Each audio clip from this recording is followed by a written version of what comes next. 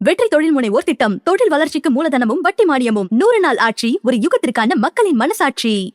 2026 எலெக்ஷன்ல டிவிக்கு ஆட்சியை பிடிக்கும், விஜய் சிஎம் ஆவாருங்கிறத யாருமே எதிர்பார்க்கல. பட் விஜய் வந்து சிஎம் அந்த பதவியில் உட்கார்ந்து இன்னையோட 100வது நாள் போஸ்டர் அடிச்சுட்டாங்களா? வெற்றிகரமான 100வது நாள்னு இன்னைக்கு எல்லா பத்திரிகையிலையும் விளம்பரம். 100 நாள் ஆட்சி, ஒரு யுகத்திற்கான மக்களின் மனசாட்சி. அவங்கள மாதிரியே 2 ஆண்டுகள் ஆட்சி, அதுவே சாட்சின்லாம் அடிப்பாங்களே, அந்த மாதிரி இவங்களும் அடிச்சிருக்காங்க. அதெல்லாம் ஓகே தான் அது. பட் என்னன்னா, ஒரு யுகத்திற்கான மக்களின் மனசாட்சி 100 ஒரு வருஷத்துக்கு கூட புரிஞ்சுக்க முடியுது. 100 நாள்லயே வந்து ஒரு யுகம் வரைக்கும் வந்து போயிருக்காங்க. அடுத்து எங்க போவாங்க? மார்ஸ் ஏதாவது போவாங்களா? ஜூபிட்டர்? இன்னும் 1 வருஷம் இருக்கு, 2 வருஷம் இருக்கு, 5 வருஷம் கூட இருக்கு. என்ன அடிக்க போறாங்கன்னு தெரியல போஸ்டர்ல. சரி, அதே மாதிரி இன்னைக்கு வந்து காலையில் ஒரு 8 மணிக்கு விஜயோட எக்ஸ் தளத்தில் இருந்து நிறைய மினிஸ்டர்ஸ்லாம் அந்த வீடியோ வந்து ஷேர் பண்ணியிருந்தாங்க. நல்லா சினிமா கட்டோட அந்த விஜய் சிஎம் பதவி இருக்கிறாரு, நியூ பிகினிங், நியூ எரா அப்படின்னு சொல்றாருல, அதுல ஆரம்பிச்சு முக்கியமான திட்டங்கள் அறிவிப்போட 1 மினிட்ல ஷார்ப் கட்டோட அந்த வீடியோ வந்து வெளியிட்டாங்க. ஓகே, இதை வந்து டிவிகே என்ஸ் விஜயோட ஆதரவாளர்லாம் வந்து ஷேர் பண்ணிட்டு இருந்தாங்க. செய்தி மற்றும் மக்கள் தொடர்பு துறை நாங்க மட்டும் சும்மா இருப்போமான்னு சொல்லிட்டு அமைச்சர் ராஜ்மோகன் ஒரு 100 நாட்களுக்கான விஜய் எங்கெல்லாம் போயிட்டு வந்தாரு, இந்த மாதிரி திட்டங்களை அறிவிச்சிருக்கோம்னு சொல்லிட்டு ஒரு மலரே வந்து வெளியிட்டு இருக்காங்க. சிறப்பு மலரே வெளியிட்டாங்க 100 நாள்ல. நம்ம வந்து 100 கொண்டாடுற மனிதருக்கு மலர் வெளியிட்டு நம்ம பார்த்திருக்கோம். இல்ல ஓராண்டு மலர், ஈராண்டு இதெல்லாம் வெளியிடுவாங்க. 100 நாளைக்கு மலர் வெளியிட்டு 100 நாளைக்கே எங்க அண்ணனுக்கு நாங்க மலர் வெளியிடுறோம் இருக்காங்க. ஏன்னா என்னாலும் நடக்கலாம், அட்லீஸ்ட் இதாவது ஒரு புத்தகத்துல இடம் பிடிச்சிட்டு வெளியிட்டு தெரியல, டக்குன்னு போட்டிருக்காங்க புக்கு. இன்னொரு பக்கம் சபாநாயகர் பேரவையிலையும் புகழ்ந்திருக்காரு, வெளியிலையும் வந்து பாட்டெல்லாம் பாடி புகழ்றாரு. அதாவது பொற்கால ஆட்சி வந்து கொடுத்துட்டு இருக்காங்க, அதோட 100வது நாள் அப்படின்னு சொல்லி இன்னைக்கு சொல்லியிருக்காரு. அது மட்டும் இல்லாம மக்களை பத்தி சிந்திச்சு நல்ல நல்ல திட்டங்களை கொண்டு போய் சேர்த்துக்கிட்டு இருக்கிறாரு நம்ம முதல்வர் அப்படின்லாம் வந்து பேசியிருக்காரு. நம்ம சட்டமன்றத்துக்கு வந்த உடனேயே 80வது சுதந்திர தினத்துல விஜய் பேசினாரு. சட்டமன்றத்துக்குள்ள வந்து சபாநாயகர் அதே தான் வந்து சொன்னாரு. ஓகே, எல்லா உறுப்பினரும் வந்து இருந்தாங்க. விஜய் இன்னைக்கு காலையில அவையில கொஞ்சம் தாமதமா தான் வந்தாரு. காரணம் வந்து ஒரு தனியார் நிகழ்ச்சிக்கு வந்து போயிட்டாரு, செய்தி நிறுவன நிகழ்ச்சிக்கு வந்து அங்க போனாரு. ரவுண்ட் டேபிள்ல வந்து 100வது நாள் எப்படி இருக்கு அப்படின்னு சொல்லிட்டு அவரே தொடங்கி வச்சிருக்காரு. அதுல நிறைய தலைவர்கள் பேசிட்டு இருக்காங்க. பேசுவாங்க, அவரு இப்ப பேசுவாரு, அவர் பேச மாட்டார். தொடங்கி வைக்கிறதோட அவ்வளவுதான். என்னைய பத்தி நீங்க பேசுங்க, நான் எதுக்கு பேசுறேன்னு சொல்லிட்டு அங்க வந்து விளக்கேத்தி வச்சுட்டு கிளம்பிட்டாரு. ரவுண்ட் டேபிள் கான்ஃபரன்ஸ்ங்கிறது பேசுறதுக்காக அமைக்கப்பட்ட ஒரு மேடை தான். அது யாரு பேசுறதுக்காக? இப்படிதான் கேட்பாங்க அவங்க. சரி, சட்டமன்றத்துல பேசுவாருன்னு பார்த்தா பேசியிருக்காரு சில விஷயங்கள். ஆமா, அதுக்கு முன்னாடி வந்து இந்த 100 நாள் பத்தி எதிர்கட்சிகளும் நிறைய வந்து சொல்லிக்கிட்டு இருக்கிறாங்க. எடப்பாடி பழனிசாமி சொல்லியிருக்காரு, 100 நாள்ல ரீல்ஸ் போட்டு மக்களை ஏமாத்தினது மட்டும்தான் இந்த ஆட்சியோட சாதனை அப்படின்னு சொல்லியிருக்காங்க. டிடிவி வந்து நிர்வாக கோளாறு, ரீல்ஸ் இதுதான் அந்த 100 நாள் சாதனைன்னு எதிர்கட்சிகளும் சொல்லிட்டு இருக்காங்க. நயினார் நாகேந்திரன் சொல்லியிருக்காரு, குறுகிய காலத்திலே மக்கள் மேல சுமையை ஏத்தி வச்சுக்கிட்டு இருக்கு இந்த தாவேக அரசு, 100 நாள்லயே மின்சார கட்டணம்லாம் ஏத்தி விட்டுருக்காங்க அப்படின்லாம் சொல்லியிருக்காரு. இன்னைக்கு வந்து முரசொலி பத்திரிகையில முட்டையா இருக்கும்ல, அந்த முட்டை மாதிரி ஒரு சேர் வச்சு அதுல விஜய் வந்து உட்கார வச்சிருந்தாங்க. விஜய் முட்டையில தான் உட்கார்ந்து இருக்கிற மாதிரி எல்லாமே உடையுன்றாங்களா? முட்டை எப்ப வேணாலும் வந்து இது வந்து உடையலாம், நீ சொன்ன மாதிரி. அதே மாதிரி எல்லாமே ஃபெயிலுங்கிற மாதிரி ஒரு மார்க் வந்து அதுல போட்டிருந்தாங்க. மார்க்கா? சரி, தமிழ்நாடு சட்டமன்றத்துக்கு வருவோம். சபாநாயகர் அவைக்கு வரதுக்கு முன்னாடி என்டர்டெய்னா இருக்கணுங்கிறதுக்காக அவர் வெளியில பேசின ஒரு நிகழ்ச்சியில கலந்துகிட்ட பேசினப்போ ஒரு பாட்டை வந்து பாடியிருக்காரு. சரி, அந்த பாட்டெல்லாம் வந்து ரிலீஸ் பண்ணிட்டுதான் அவைக்குள்ள வந்தாரு. அதுல வந்து மாபெரும் சபைகளில் நீ நடந்தால் உனக்கு மாலைகள் விழ வேண்டும்னு பாடம் வரல தலைவர் அப்படின்னு புரட்சி தலைவர் பாட்டை வந்து தளபதிக்கு பாடியிருக்காரா? சட்டமன்றத்தில் நடக்கலாம், இதை பார்த்துட்டு வாங்க, ஸ்டே பேக் அப்படிங்கிற மாதிரி சட்டமன்றத்துக்கு வந்தாரு. இல்ல அவருக்கு அவரே போட்டுக்கிட்டு இருக்காரா? ஏன்னா சபாநாயகர் வரும்போதுதான் மாபெரும் சபைதனில் எல்லாரும் எந்திரிச்சு நின்று வணக்கம் சொல்லுவாங்க. முதல்வர் கூட எதிர்கட்சி சொல்றது இல்லைன்னு பஞ்சாயத்து ஆயிருக்கு. பஞ்சாயத்துலாம் பாவம் உள்ளுக்குள்ள போய் ஏற்கனவே வந்து அந்த நீதித்துறை பட்ஜெட் அப்பவே வந்து கேள்வி எழுப்பியிருந்தாரு எதிர்கட்சி தலைவர் உதயநிதி ஸ்டாலின். இந்த கோவையில மாணவர் கொல்லப்பட்ட அந்த வழக்கு தொடர்பாக கேள்வி கேட்டிருந்தாரு. அப்பவே சபாநாயகர் திங்கிழமை அவை கூடுறப்ப கேளுங்க அப்படின்லாம் குறிப்பிட்டு இருந்தாங்க. இதை பத்தி திமுக மட்டும் இல்லை, அதிமுக சொன்னாங்க, மதிமுக வந்து சொன்னாங்க, நிறைய கட்சி உறுப்பினர்களுமே கேள்வி வந்து எழுப்புனாங்க. அதன் பிறகு அமைச்சர்களும் வந்து பதில் சொல்ல ஆரம்பிச்சாங்க. குறிப்பா வந்து என்ன சொல்றாருன்னா உதயநிதி ஸ்டாலின், நான் அப்ப கேள்வி கேட்டப்பவே வந்து அப்ப இருந்த எதிர்கட்சி தலைவர் உதயநிதி ஸ்டாலின் அப்பவே நான் கேள்வி கேட்டேன். அப்ப பள்ளிக்கல்வித்துறை அமைச்சர் ராஜ்மோகன் என்ன சொன்னாரு அப்படின்னா, இது கோஷ்டி மோதல்னு வந்து சொன்னாரு. அது கோஷ்டி மோதல் கிடையாது, ஒரு கோஷ்டிக்கும் இன்னொரு கோஷ்டிக்கும் முதல் நடந்துச்சுன்னா அது கோஷ்டி மோதல்னு சொல்லலாம். அங்க இருக்கிறது ஒரே ஒரு மாணவர் மட்டும்தான், ஒரு 20 பேர் கும்பல் போய் அவர் அதை அடிச்சு கொலை பண்ணியிருக்கு, இது கொலை சம்பவம் தான் வந்து பார்க்க முடியும், இதுக்கு பின்னாடி போதை தான் இருக்குங்கிறத வந்து குறிப்பிட்டு பேசியிருந்தாரு. ஆமா, அதே மாதிரி நான் அந்த வேலுமணி வந்து பேச அனுமதிச்சாங்க. வேலுமணி எப்படி பேசலாம்னு அக்ரி கிருஷ்ணமூர்த்தி கொறடா வந்து ரொம்ப கோவமாயிட்டாரு. ஏன்னா காமராஜ் அதுக்கு முன்னாடியே முன்னாள் அமைச்சர் காமராஜ் அதிமுக சார்பில் பேசிட்டாரு. அவரும் போதை கலாச்சாரம் இருக்கு இதுக்கு பின்னாடி அப்படிங்கிறத சொல்லியிருந்தாரு. வேலுமணி வந்து என்ன சொல்ல போறாரு அப்படின்னு பார்க்கும்போது, அவர் வந்து போதை இல்லைன்னுலாம் நீங்க சொல்ல முடியாது, என் தொகுதி தான், என் மாவட்டம் தான் அது, அப்படிங்கிறதுனால தான் நான் பேசுறேன், அதுல வந்து போதை இருக்கு, அது வந்து இதுக்கு முன்னாடி இந்த திமுக அரசு நடவடிக்கை எடுக்கிறேன்னு சொன்னாங்க, எடுக்கல, நீங்க எடுக்கணும் அப்படிங்கிற மாதிரி ஒரு சாஃப்ட் டோன்ல முடிச்சுக்கிட்டாரு. அப்படி முடிச்சிருக்காரு கடைசியில. ஸோ அதுக்கப்புறம் அமைச்சர்கள்லாம் வந்து பதில் சொன்னாங்க. அவங்க வந்து அது ஏற்கனவே 2 தரப்புக்கும் இருந்த மோதல்ல தான் வந்து இது நடந்திருக்கதா சட்டத்துறை அமைச்சர் நிர்மல்குமார் வந்து அங்கேயும் அதுதான் பதிவு பண்றாரு. போதை கலாச்சாரம் இருக்கு, இந்த 100 நாள்ல வந்துடல, இதுக்கு முன்னாடியில இருந்தே 2020 அப்புறத்துல இருந்து வந்திருக்கு இந்த திமுக ஆட்சியில அப்படின்னு சொல்லி அவர் பேசினாரு. அமைச்சர் ஆதவர்ஜுனாவும் அதே தான் சொன்னாரு, இந்த மாதிரி 5 ஆண்டுகள்ல வந்து வந்திருக்கு அப்படின்ட்டு. நிறைய போக்சோ வழக்குகள்லாம் வந்து திமுக ஆட்சி அதிகமாக போடப்பட்டிருக்கு. அது ஒவ்வொரு வருஷமே 40% 50% வரையும் அதிகமாகிருக்கு. டேட்டாவோட வாசிச்சாரு.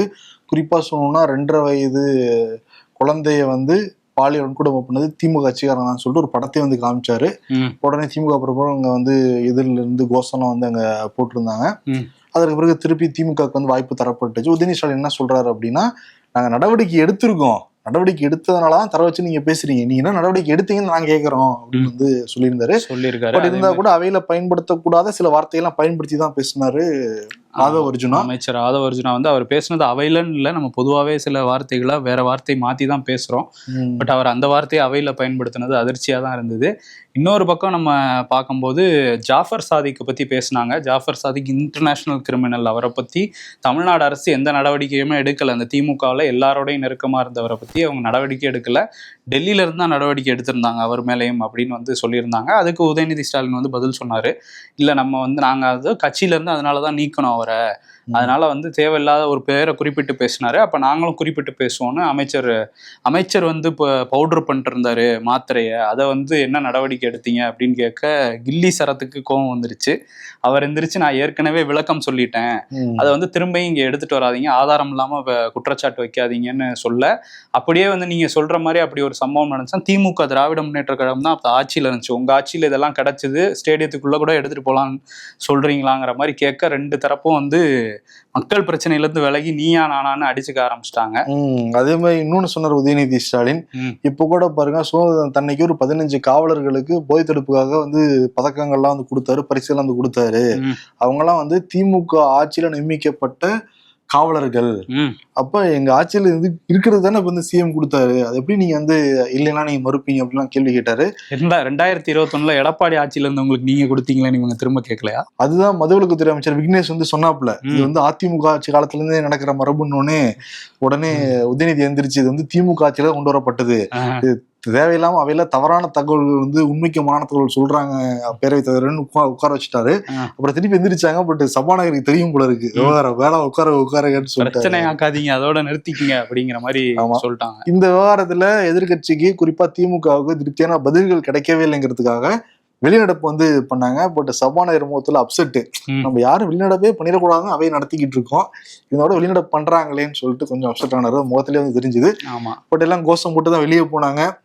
வெளியே வந்துட்டு உதயநிதி தான் சொல்றாரு, எங்க மேல வந்து திருப்பி பழிய போறாங்க, நடவடிக்கை எடுக்கவே இல்லை, அமைச்சர்கிட்ட இருந்து டிவிக்கு அரசுல இருந்து ஒரு முழுமையான பதில் வரவே இல்லை அப்படின்னு வெளியே வந்து பிரஸ் மீட் கொடுத்துட்டு திருப்பி உள்ள வந்தாங்க. மேபி இன்ஸ்ட்ரக்ஷன் நினைக்கிறேன். வெளிநடப்பு போன வாட்டி பண்ணதே நம்ம ஏதோ பயந்து ஓடிட்டோம்னு அங்க ப்ரொஜெக்ட் பண்ணிட்டு இருக்காங்க, உள்ளே இருங்கன்னு சொல்லிட்டாங்களான்னு தெரியல. ஸோ அதனால உள்ள திரும்ப வந்தாங்க. வந்ததுக்கு அப்புறம் காரசாரமான விவாதங்கள் போச்சு. சரி, மக்கள் பிரச்சனையை பத்தி பேச போறாங்க அப்படின்னு நினைக்கும் போதுதான் எப்படி நீங்க உட்கார்ந்துருக்கலாம், எப்படி நீங்க நிக்கலாம்னு மாத்தி பேசிக்கிட்டு இருந்தாங்க. இந்த பஞ்சாயத்து தொடங்கி வச்சது யாரு அப்படின்னா இந்து அறநிலையத்துறை அமைச்சர் ரமேஷ். அவர் வந்து பேரவைத் தலைவர் அவர்களே மரபுனா என்னங்கிறத எதிர்கட்சி தலைவர் கத்து கொடுக்கணும்னு ஆரம்பிச்சாரு. என்ன மேட்டர்னு விவரிக்கவே இல்லை. உடனே அங்கிருந்து என்ன உதயநிதிக்கு கிளாஸ் எடுப்பாங்களான்னு சொல்லி முதல்ல மேட்டரை சொல்லுங்க சபாநாயகர் கேக்குறாரு. நான் சொல்றேன் சஸ்பெண்ட் வச்சுக்கிட்டே இருந்தாரு. என்னதான் சொல்ல போறாருன்னு பார்த்தா முதல்வர் வர்றப்ப எதிர்கட்சி தலைவர் நிக்க மாட்டேங்கிறாரு. 8 கோடிக்கு மக்கள் பிரதிநிதி நம்ம முதல்வர் சிஎம் தானே, அத அந்த மாண்பு மரியாதை கத்து கொடுக்கணுங்கிற மாதிரி சொன்னோம்னா கொந்தளிச்சுட்டாங்க. அதுவும் எடப்பாடி வேற எந்திரிச்சிடறாரா டக்கு டக்குன்னு. அதனால இவர் எந்திரிக்காம இருக்கிறது தனியா தெரியுது. ஏன்னா நடுவுல தான் ஜாயின் பண்ணாரு விஜய். திருப்பி வணக்கம்லாம் வச்சாங்க, முதல்வர் வணக்கம்லாம் வச்சாங்க. அப்போ கூட உதயநிதி எந்திரிக்கவே இல்லை. அதான் கே எந்திரிச்சு என்ன சொல்றாரு அப்படின்னா, நாங்க ஆட்சியில் இருந்தப்ப எதிர்கட்சி தலைவர் எந்திரிச்சதே கிடையாது, எடப்பாடி எந்திரிச்சதே கிடையாது. இதெல்லாம் நாங்க பெரிய குத்தமாவே நாங்க சொன்னதே இல்ல. அது இல்லாம பேரவை தலைவர் வர்றப்ப எந்திரிக்கணுங்கிறது மரபு இருக்கு. பட் அவர் வரப்ப எந்திரிக்கணும், இவரு வரப்ப எந்திரிக்கணும், இந்த மரபும் கிடையவே கிடையாது. தனிப்பட்ட விவகாரம் தான் அது. டக்குன்னு ஓபிஎஸ் எந்திரிச்சிட்டாரு. ஆமா, அவர் எந்திரிச்சிட்டாரு. அவர் என்ன சொல்றாருன்னா, பேரவை தலைவர் வரப்ப எந்திரிக்கணுங்கிறது தெரியுது, இப்ப முதல்வர் வரப்ப எந்திரிக்கணுமா, முதல்வர் வரப்ப எல்லாரும் எந்திரிக்கணும் அப்படின்னா எதிர்கட்சி தலைவர் வரப்ப எந்திரிக்கணுமா, இதுக்கு பேரவை தலைவர் விளக்கம் கொடுக்கணும்னு சொல்லிட்டு பால் அவர்கிட்ட கொடுத்துட்டாரு. ஆமா, அவரு தெளிவா சொல்லிட்டாரு, முதல்வர் வரப்ப எந்திரிக்கணுங்கிறது கட்டாயம் கிடையாது, அது அவங்கவுங்க விருப்பம்ங்கிற மாதிரி அவர் சொல்லி அந்த பிரச்சனை முடிச்சாலும் என்ன ஆனந்த் விடல. அவைத்தலைவர் வர்றப்ப எந்திரிக்கணுங்கிறது மரபு இருக்கு, எல்லாருக்குமே தெரியும். பட் முதல்வர் வரப்ப எந்திரிக்கணும், எதிர்கட்சி தலைவர் வரப்ப எந்திரிக்கணுங்கிறது அவங்க விருப்பம் தான். அதை யாரையும் கட்டாயப்படுத்தலாம் முடியாது. ஆனா தமிழர் மரபுங்கிறது எல்லாரும் எந்திரிச்சு நிக்கிறது தான். நான் கூட என் கனால பாத்திருக்கேன். நான் வரதுக்கு முன்னாடி முதல்வர் வருவாரு, நடுப்பகுதி வரைக்கும் வர்றப்ப எடப்பாடி முன்னாள் முதல்வர் கூட எந்திரிப்பாரு அந்த இடத்துல. அதுதாங்க எங்களுக்கு பிரச்சனை. அவர் எந்திரிக்கிறாரு, டெப்டி சிஎம் இருந்தவர் எந்திரிக்க மாட்டாரா, சிஎம் இருந்தவர் எந்திரிக்கும் போதுன்னு அவங்க கேக்குறாங்க. நான் எதுவுமே சொல்லலைங்கன்னு உட்காந்துட்டாரு அவரு. நான் வர கூட எந்திரிங்க, அதான் மரபு இருக்கு அவர்கிட்ட. பட் என்ன ஆனந்த் விடவே இல்லை. என்ன ஆனந்த் எந்திரிச்சு ஓபிஎஸ்க்கு நீங்க அம்மா இருந்தப்ப எப்படி குனிஞ்சிருந்தீங்கலாம் தெரியும்னு சொல்லிட்டு அவரு ஒரு சொன்னாரு. அதான் டி நகர்ல நான் 4 நாள் மட்டும் தான் பிரச்சாரத்துக்கு போனேன், ஆனா நான் ஜெயிச்சேன். நான் மட்டும் இல்லை, இங்க இருக்கிற பல பேர் ஜெயிச்சோம். ஒரே ஒருத்தர் அவையில் இருக்கிற ஒருத்தர் சொன்னாப்புல, நீங்க ஜெயிக்கல, விஜயன்ல தான் ஜெயிச்சீங்க, அது உண்மைதான், நாங்களே ஏத்துக்கிறோம், அதை நீங்க சொன்னதுக்கு ரொம்ப நன்றி அப்படிலாம் சொல்லி முடிச்சோம். அவை தலைவரும் மைலேஜ் நாங்க ஏத்திக்கிறோம், நீங்க அவருக்கு ஏத்தி விடுறீங்கிற மாதிரி என்ன ஆனந்த் கேட்டிருக்காரு. அவை தலைவர் என்ன சொல்றாரு அப்படின்னா, என்ன நான் ஜெயிச்சது காரணமும் அவரு தான் அப்படின்னு சொல்லி கிரெடிட்ஸ் அவர் பங்குக்கும் அங்கேயே ஒரு பாராட்டு மலை 100வது நாள்ல அவார்ட் ஃபங்க்ஷன் மாதிரி பேச ஆரம்பிச்சிட்டாங்க. அப்புறம் நீட் பிரச்சனை வந்துச்சு. நீட் பிரச்சனைப்ப எடப்பாடி பழனிசாமி என்ன சொன்னாரு அப்படின்னா, அந்த ரகசியம் எனக்கு தெரியும், இந்த நீட் யார் ஆட்சியில கொண்டு வரப்பட்டதுன்னு தெரியும். 2009 2010 யார் ஆட்சியில் இருந்தாங்க எல்லாருக்குமே தெரியும். அப்போ திருப்பி உச்ச நீதிமன்றத்துக்கு போனப்ப அந்த வழக்குல யார் வாதாடினாங்கன்னு தெரியும். வழக்குல வாதாடி வெளியில பேசினவங்க யாருங்கிறது முன்னாள் ஒரு முக்கியமான அமைச்சருடைய சொந்தக்காரங்க தான். மாதிரி சிதம்பரமோ அவங்க மனைவி பேரையோ காங்கிரஸ் பேரையோ சொல்லலையும் அவரு. அதெல்லாம் நான் எதையும் சொல்லாம தான் நான் சொல்றேன், பாத்துக்கோங்க பேசிக்கிட்டு இருந்தாரு. ஏன்னா கூட்டணியில வேற அப்ப திமுகவும் அவங்க அந்த 2009 டைம்ல மத்தியில கூட்டணி ஆட்சியில இருந்தாங்க. சோ அதையுமே அவரு சொல்லலாம் இங்க. ஆமா, அப்புறம் தலவாய் சுந்தரம் எந்திரிச்சாரு. அவர் எந்திரிச்சாருன்னு அவர் தூக்கத்துல இருந்து வேற எந்திரிச்சிருக்காரு. அவர் முன்னாள் அமைச்சர் காமராஜ் பேசும்போது கொஞ்ச நேரம் தூங்கிட்டு வேற இருந்தாரு. சரி, எந்திரிச்சு என்ன சொல்றாரு அப்படின்னா, எடப்பாடியாரை பார்த்து கொத்தடிமே நீங்க சொல்றீங்க, சொல்லிட்டு போங்களுக்கு கவலை கிடையாது. ஏன்பா இதெல்லாம் உங்ககிட்ட கேட்டாங்களா? கொரடாட்ட சொல்லி உங்க பேரை தூக்குறேன் அடுத்த வாட்டி பேசுறதுல இருந்து. ஆனா அவருடைய ஆட்சியில தான் ஒரு வருஷத்திலேயே 11 மெடிக்கல் காலேஜ் நாங்க கட்டியிருக்கோம். அவர் மின்னலை விழுங்கி மின்சாரத்தை கொப்பளிப்பாரு, அது தெரியுமா உங்களுக்கு அப்படின்னு கேட்டாரா? அதெல்லாம் கேட்கல, அதான் இருக்காரு அக்ரிகல்ச்சர் கேட்கறதுக்கு. அவர் பேசல. இன்னைக்குதான் வாய்ப்பு கொடுத்துருக்காங்க. அந்த 2-3 பேரை தாண்டி பின்னாடி எல்லாம் அதிமுகல, ஏன்னா மானிய கோரிக்கை இருந்தது, மருத்துவ மக்கள் நல்வாழ்வுத்துறைக்கும் அதே மாதிரி வருவாய்த்துறைக்கும் இருந்தது. இன்னைக்கு நிறைய அறிவிப்புகள் கூட அந்த மருத்துவத்துறையில வந்திருக்கு. இதெல்லாம் அங்கே பேசினாங்க. அந்த மானிய கோரிக்கையை தாண்டி இவங்க பேசுனது எல்லாமே உட்கார்றது, நிக்கிறது, நீங்க தான் பண்ணீங்கன்னு திரும்ப அதான் பேசிட்டு இருக்காங்க. இது உண்மையுமே அவை சூப்பரா நடந்துகிட்டு இருக்கு. கே நிறைய பாராட்டினாப்புல, அவை உண்மையுமே ரொம்ப நல்லா எடுத்துட்டு போய்கிட்டு இருக்கு. ஏன்னா சபாநாயகர் அமைச்சர்கள் பேசுறதையும் அவை குறிப்புல இருந்து சில விஷயங்களை நீக்கிறாரு, அவங்களையும் முறையா கண்ட்ரோல் பண்றாருங்கிறத நம்ம லைவ்ல பாக்குறதுனால தெரியும். அவருடைய உடல் மொழி, முகபாவனை வச்சு கணிக்க முடியுது நமக்கு. உதாரணத்துக்கு சொல்லணும்னா ஆதவர்ஜுனா அந்த திமுக பத்தி சொல்றாரு, உடனே அவங்க பதில் தராங்க. திருப்பி ஆதவர்ஜுனாக்கு எந்திரிச்சு நின்று பதில் சொல்றப்ப திருப்பி அதே பாயிண்ட் தான் ஆரம்பிக்கிறாரு. அது டைரக்டா வாங்கல, அது தள்ளி வாங்கலன்னு சொல்லிட்டு 2 பக்கம் நடுநிலையா நடந்துக்கிற மாதிரி தான் நமக்கு பாக்குறப்ப தெரியுது. அதான் எதிர்வரிசையில் இருக்கிற கே நிறைவே பாராட்டுறாரு, சபாநாயகர் ரொம்ப நல்லா எடுத்துட்டு போயிட்டு இருக்கீங்க அப்படின்னு. ஆமா, அப்புறம் முதல்வர் அவைக்கு லேட்டா ஜாயின் பண்ணார்ல, அந்த ஃபங்க்ஷன்லாம் கலந்துக்கிட்டு அதுக்கப்புறம் அவர் பேசியிருக்காரு. பேசும்போது அமைச்சர் இந்த சைடு பேசும்போது முன்னாள் முதல்வர் கருணாநிதி பெயரை பயன்படுத்தி அவர் வந்து சில விஷயங்களை சொல்ல திமுகவினர் வந்து கொந்தளிச்சிட்டாங்க. வனத்துறை அமைச்சர் ரஞ்சித் குமார் தான் சொன்னாரு, கருணாநிதின்னு சொல்லிட்டு பல விஷயங்கள் சொல்றாரு அவரு. நாங்கெல்லாம் ₹1 கூட வந்து ஜெயிக்காம ₹1 கூட காசு செலவு பண்ணாம நாங்க ஜெயிச்சிருக்கோம்னு சொல்லிட்டு சபாநாயகர் வந்து கண்ட்ரோல் பண்றாரு. கண்ட்ரோலே பண்ண முடியல ரஞ்சித் குமாரை. உடனே வந்து எந்திரிச்சு ஏவா வேலு கொறடா, இந்த மாதிரி முன்னாள் முதல்வர்கள் பேரை சொல்ற பேரே சொல்லக்கூடாது, முன்னாள் முதல்வர் தான் சொல்லணும், அப்படி பேர்லாம் கூட சொல்றாங்க அப்படின்லாம் கூட குறிப்பிட்டிருந்தாரு. அதுக்குதான் வந்து முதல்வர் வந்து எழுந்தோடனே அதுக்கு வந்து ஒரு சாரி கேட்டிருந்தாரு. முதல்வர் அவர் அமைச்சர் வந்து பேரை சொன்னது தப்பு தான், உங்க தலைவர் பேரை நான் அதுக்காக சாரி கேட்டுக்கிறேன் அப்படின்னு வந்து சொல்லிட்டு தான் அதுக்கப்புறம் அந்த ஸ்பீச் ஆரம்பிச்சாரு. அது எதுக்கான ஸ்பீச்னா, அந்த பயிர்க்கடன் தள்ளுபடி முழுமையா பண்ணணும் அப்படிங்கிறது தான் எதிர்கட்சிகள் தொடர்ச்சியா சொல்றது. விவசாயிகளும் வந்து அதை தான் எதிர்பார்க்குறாங்க. இன்னும் சொல்ல போனா தாவேகா கட்சி கொடுத்த வாக்குறுதியுமே அதுதான், முழுசா பண்ணுவோம் அப்படின்ட்டு. ஸோ இப்போ நாங்கள் ஆலோசிச்சு அதை வந்து உயர்த்தி இருக்கோம் அப்படிங்கிறத மட்டும் முதல்வர் வந்து அறிவிச்சிருக்கிறாரு. 1 லட்சம் ரூபாய் வரையும் வாங்கினவங்களுக்கு 75,000 ரூபா பயிர்க்கடன் தள்ளுபடி செய்யப்படும். 1 லட்சத்துக்கு மேலனா 35,000 ரூபாங்கிறத அந்த வரம்பை வந்து உயர்த்தியிருக்காங்க. முழுமையா பண்ணணுங்கிறது தான் இப்ப திரும்ப பிரச்சனையா இருக்கு. உயர்த்தினது மட்டும் RBI ரூல்ஸ் கீழே வராதா? அதுதான் கொஞ்சம் கொஞ்சமா உயர்த்தி RBI ரூல்ஸ் வரையும் எப்படி போறதுன்னு தெரியாம முழிச்சுக்கிட்டு இருக்காங்கன்னு நினைக்கிறேன். அதெல்லாம் வாக்குறுதி கொடுக்கும் போது யோசிச்சிருக்கணும். அள்ளி தெளிச்சுட்டு இப்போ வந்து யோசிக்க முடியாது. நேற்று கர்நாடகா வனப்பகுதியில 3 தமிழர்களை சுற்றிருக்கு கர்நாடக காவல்துறை. அவங்க சொல்ற காரணம், மான் வேட்டையாடினாங்க இந்த அந்தோணிசாமி குமார் மற்றொரு நபர், அதனால நாங்க சொல்ல வேண்டியதா போச்சுன்னு அவங்க சொல்றாங்க. பட் தமிழக தலைவர்கள் எல்லாருமே நேற்று வந்து ஒரு கண்டனம் தெரிவிச்சு அறிக்கை வெளியிட்டு இருந்தாங்க. அதுல முன்னாள் முதல்வர் MK ஸ்டாலின் வந்து இது வந்து ரொம்ப கண்டனத்துக்குரியது அப்படின்னு சொல்லியிருக்காரு. CPM சமூகம் என்ன சொல்றாருன்னா, அவங்க பொய்யான குற்றச்சாட்டை வைக்கிறாங்க தமிழர்கள் மேல, உயிருங்கிறது ரொம்ப முக்கியம் அப்படின்னு சொல்றாங்க. இதுக்கு வந்து GK வாசன், TTV தினகரன், அன்புமணி ராமதாஸ் எல்லாருமே அறிக்கை வந்து கொடுத்துருக்காங்க. ஆமா, முதல்வரும் வந்து வன்மையான கண்டனத்துக்குரியது அப்படின்னு சொல்லியிருக்காரு. கர்நாடக அரசு என்ன நடவடிக்கை எடுக்கிறீங்கிற சொல்லணுங்கிற மாதிரிலாம் ஒரு பதிவு போட்டிருக்காரு. இதுல என்னன்னா, அவங்க மானை வேட்டையாடிட்டாங்க, மான் உயிரை எடுத்துட்டாங்க அப்படின்னு, அது ஒரு ஜீவராசியோட உயிரை எடுத்துட்டாங்களேன்னு கோவம் வந்து 3 உயிரை எடுப்பாங்களாம். இதெல்லாம் வந்து எங்க நம்புற மாதிரி இருக்குன்னு தெரியல.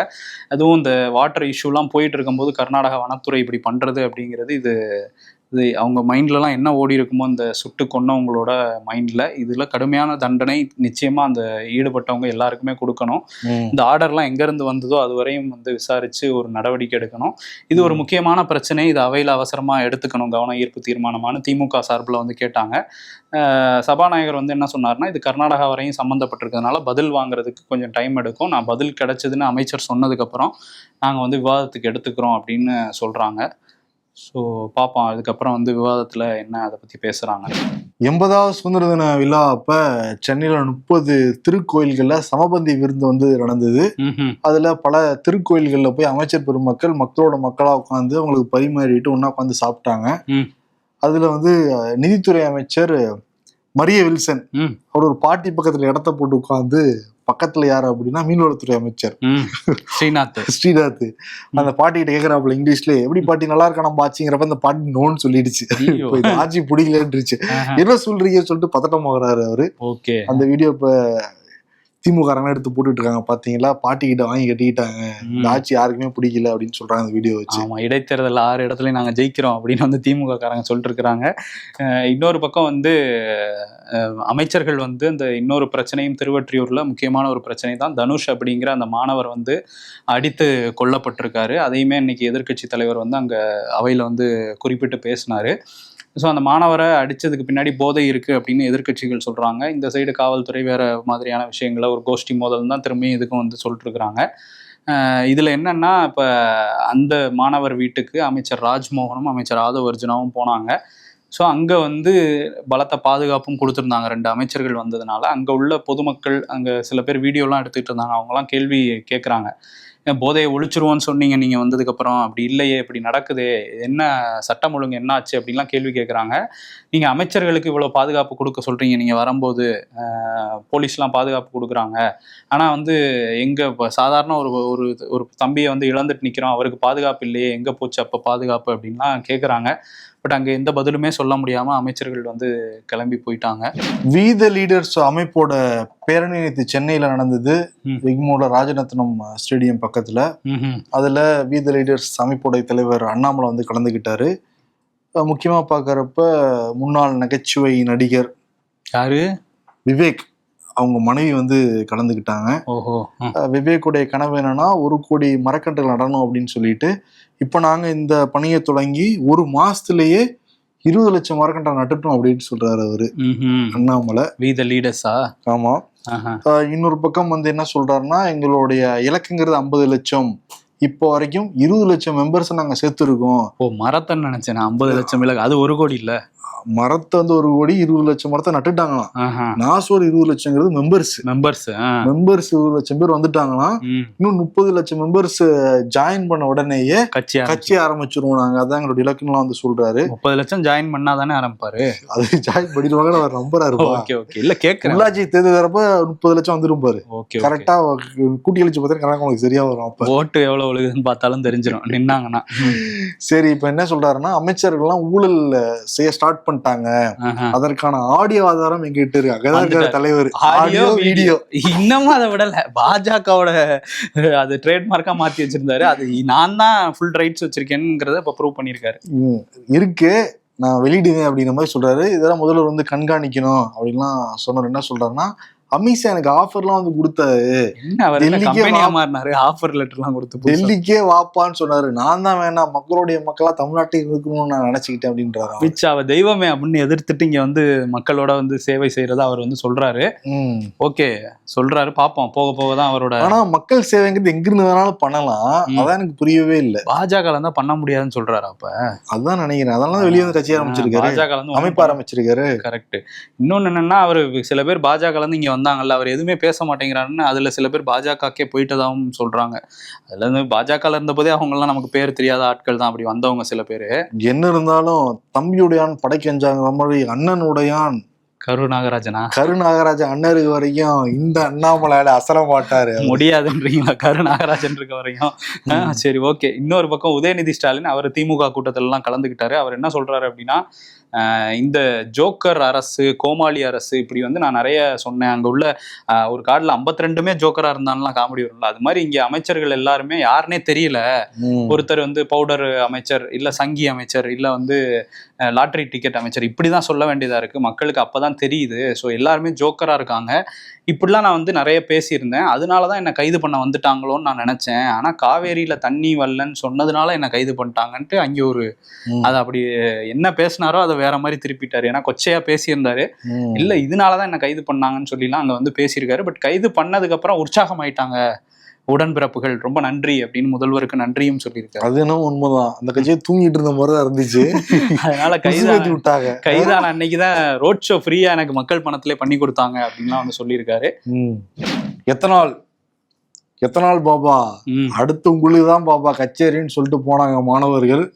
இப்ப சீஃப் எக்கனாமிக் அட்வைசர் ஆனந்த் நாகேஸ்வராவ் என்ன சொல்றாரு அப்படின்னா, இந்த எத்தனால் E20ங்கிறத E10 கூட மாத்தலாம், அதை நீங்க பரிந்துரைக்கலாம் மக்கள். ஏன்னா E20 வேணுங்கிறோம், E20 போட்டுக்கிட்டோம், E10 வேணுங்கிறோம், E10 வந்து போட்டுக்கிட்டோம், மகனே வச்சு அட்ஜஸ்ட் பண்ணிக்கோங்க அப்படிங்கிறாரு அவரு. உடனே நிதின் கட்கரி, மகனே என்ன அப்படி சொல்லிக்கிட்டு இருக்காரு இவரு அப்படின்ட்டு அவருக்கு போன் பண்ணிருப்பாரு மகன்களுக்கு. இல்ல பிஜேபி வந்து இது கொஞ்சம் பிரச்சனையாகும் போல இருக்குன்னு நினைக்கிறாங்கன்னு தெரியுது, அதனாலதான் அவர் வச்சு பேச வச்சிருக்காங்க.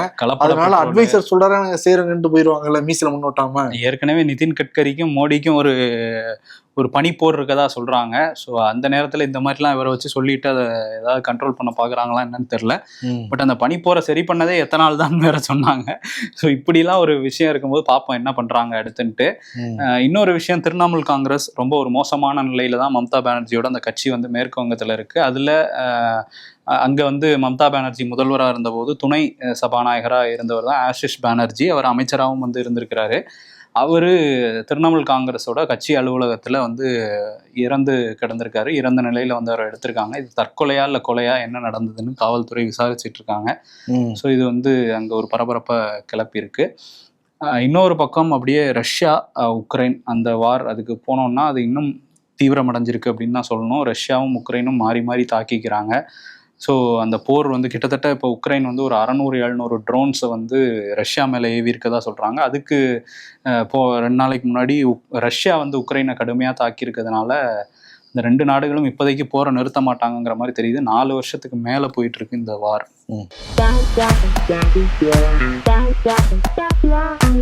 நீங்க என்னையா எவன் பைக்ல இருந்து டிராப் பண்ணாலும் ரேபிடோ காரணம்னு சண்டைக்கு வர்றீங்க? ஆட்டோ ஓட்டுநர்கள் வந்து சொல்றாங்களாம், மீ டு மை மைண்ட். பகல் முழுக்க சும்மா தானடா இருந்தேன். அப்பெல்லாம் வந்து இந்த வாழ்க்கையை பத்தின பயத்தை கொடுத்தா கூட அடுத்து என்ன பண்ணலாம்னு யோசிப்பேன். இப்படி ராத்திரி ஆனா மட்டும் வந்து ஏன்டா என் தூக்கத்தை கெடுக்கிறேன்றாங்க.